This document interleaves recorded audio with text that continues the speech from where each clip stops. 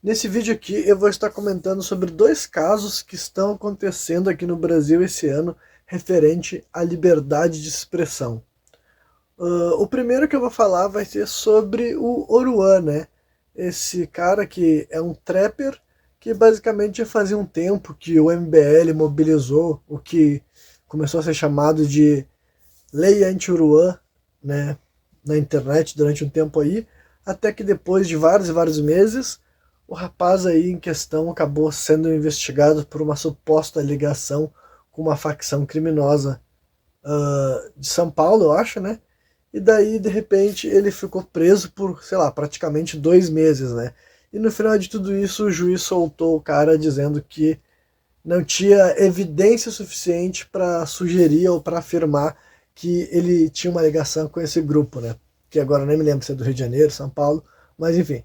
Então, assim, vamos primeiro falar sobre essa ideia, então, né, de que rolou uma espécie assim de perseguição ou alguma coisa assim querendo criminalizar o funk, alguma coisa do tipo assim dessa forma. E assim, até onde eu sei, nunca foi falado sobre criminalizar nenhuma espécie de conteúdo em música alguma, né? Mas vamos falar então especificamente sobre essa questão da liberdade de expressão. Eu creio para mim que obras artísticas têm uma liberdade a mais.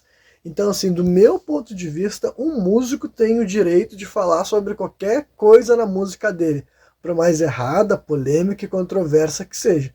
Só que daí agora, uma coisa são essas músicas existirem, outras coisas é essas músicas serem promovidas, né? Então, assim, o Brasil, eu realmente acho que não teria muito a perder se a gente começasse a ter um pouco mais de parcimônia na hora de escolher que tipo de música vai ser fomentada em espetáculos públicos. Eu realmente acho que é um país que teria a ganhar se a gente tiver uma espécie assim de, pelo menos manter um pouco mais assim neutro ou family friendly, tá ligado? E com isso eu não tô falando de maneira alguma para ver uma espécie de cerceamento. Lembre-se que eu falei aqui agora há pouco. Para mim, as músicas podem existir e ter o conteúdo que elas quiserem. Só que agora, a gente tem uma ideia de que tipo de conteúdo a gente vai financiar com dinheiro público, entendeu? Então, até onde eu sei, a PL que o MBL estava querendo movimentar era sobre isso. Então, assim, eu nem vou falar sobre o MBL como um movimento como um todo. Eu vou me ater a essa questão específica daí, entendeu? Então, assim, se o que eles queriam era criminalizar o funk ou o conteúdo considerado assim apologético ao crime como um todo, eu sou contra isso. Eu acredito que até mesmo um conteúdo que é considerado apologia ao crime numa música, entendeu? A questão é essa, uma música, eu tô falando de uma obra de ficção, sabe? Eu acredito que existir na música é ok. Só que daí agora, se o artista possui uma ligação de fato com um grupo criminoso, e ele fomenta, e ele financia, e ele propaga a mentalidade, a influência, o poder daquele grupo por aí, né? Na minha opinião, isso é outra coisa diferente e há de haver uma punição, né? Então, sobre o que esse sujeito daí, o Oruan, se ele tem envolvimento ou não com crime organizado, olha, ele parece haver, tá? Ele parece ter essa ligação sim, e eu não tô vendo daquela ideia também que eu vejo algumas pessoas, geralmente pessoas de esquerda, né, que tentam passar pano para essa questão. Acredito que os poucos que o fazem, fazem mais é para tentar ir contra, se tem alguém de direita falando contra isso aqui, eu tenho que ir contra esse raciocínio, essa opinião, tá ligado? Tem que, por eu ser alguém do outro espectro político, eu tenho que defender aquilo. Só que eu acho que tem coisas assim. Eu sou uma pessoa extremamente pragmática, né? É uma das coisas que marcam a minha forma de pensar. Eu acredito que é isso que me define enquanto pensador, sabe? Então, assim, tem coisas que eu acredito que devem ser combatidas por ordens pragmáticas, para além da política, entendeu? Para além da política mesmo. Porque o benefício ou o malefício pode ser medido de forma bem pragmática, bem objetiva, entendeu? Para além da política, para além da ideologia.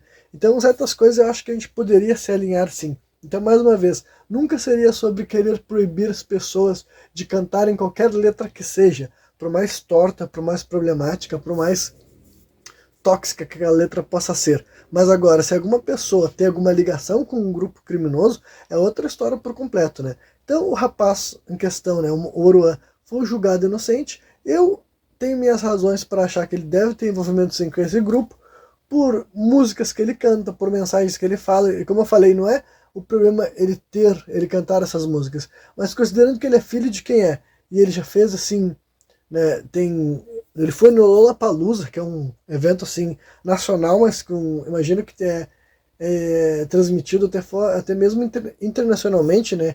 E é cobrido, assim, digamos assim, pela mídia internacional. E o rapaz vai lá com uma camiseta pedindo liberdade pro pai dele. Que tem gente que tenta amenizar também e falar, assim, mas é o pai dele, ele tem que amar o pai dele. Assim. Cara, independentemente se é pai ou não do sujeito, se é um criminoso condenado pelas coisas que ele é, entendeu? É uma imagem política muito clara do que o Brasil está vendo ok ser defendido nesse tipo de espaço. Então, assim, é uma grande liberdade? Mas eu não sou o tipo de pessoa que defende uma espécie de liberdade restrita. Eu acho que tem que ter uma certa ordem num país, sim, um país tem que ter um mínimo de estrutura e firmeza, né?